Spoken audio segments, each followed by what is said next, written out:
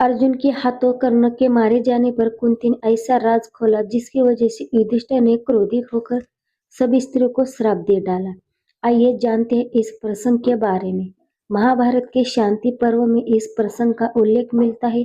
युद्ध खत्म होने के बाद जब 5 पांडव अपनी माता कुंती के पास पहुंचे तो उन्होंने बताया कि कर्ण कोई और नहीं, तुम सभी का बड़ा भाई हो। महाभारत में कौरव और पांडव से जुड़ी कई ऐसी घटनाएं हैं जो आज के समय भी कहीं और सुनी जाती है।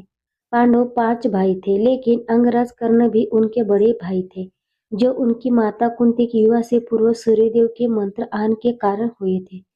दरअसल दुर्वासा ऋषि ने कुंती को आशीर्वाद देते हुए एक मंत्र दिया था, जिसका उच्चारण करने वह किसी भी देवता को बुला सकती थी।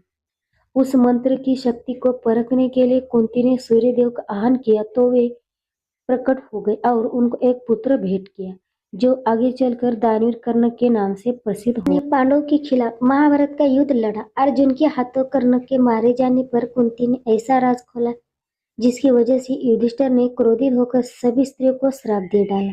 आइए ये प्रसंग के बारे में। महाभारत के शांति पर्व में इस प्रसंग का उल्लेख मिलता है। अर्जुन के हाथों कर्णवीर गति को प्राप्त हुआ था। कर्ण की वीरगति होने की खबर सुनकर कुंती व्याकुल हो गई और उनकी आंखों से आंसू बहने लगे।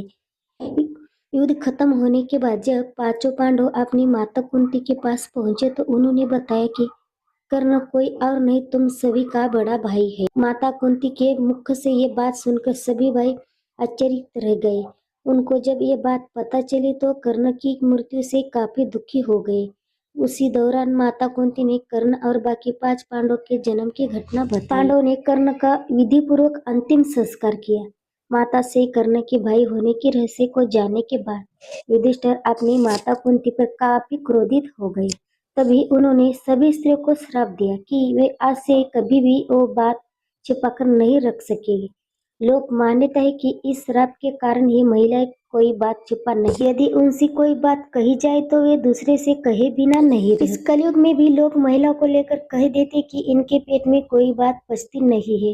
ये एक प्रकार से किसी के व्यक्ति की खामी भी मानी जाती है। लोग मान्यता है कि युधिष्ठिर के उस श्राप का दंश आज भी महिलाएं झेल रही है।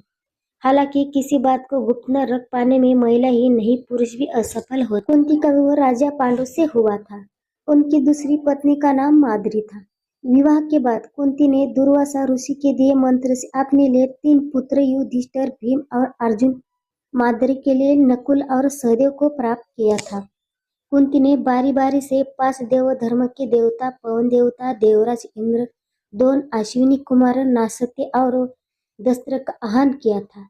कुंती को धर्म के देवता से युधिष्ठिर, पवन से देव से भीम, देवराज इंद्र से अर्जुन, नासत्य और दस्त्र से नकुल और सहदेव को पुत्र के रूप में प्राप्त हुए।